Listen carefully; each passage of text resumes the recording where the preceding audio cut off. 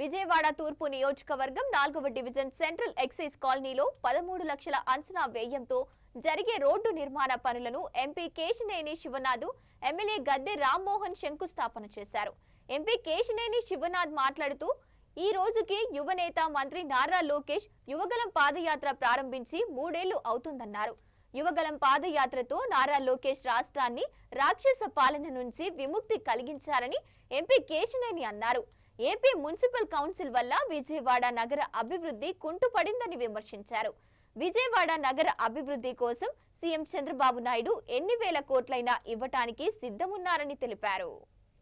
కొత్త గవర్నమెంట్ వచ్చిన తర్వాత మా కాలనీలో రోడ్లు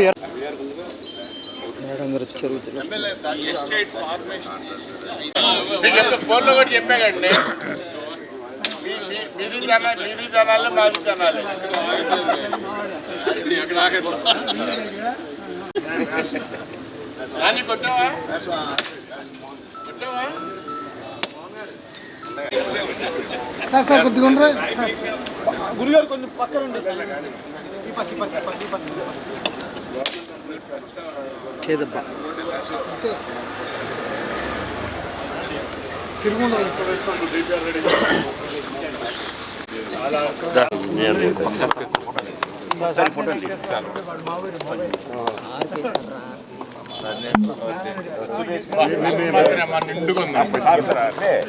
ఎలా ఉండేవాడు మాట్లాడాలి.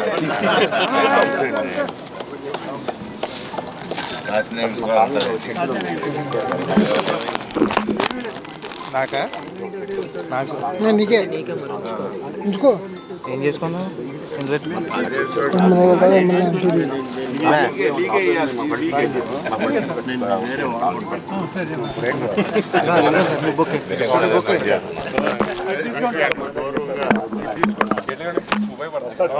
మనకెందుకు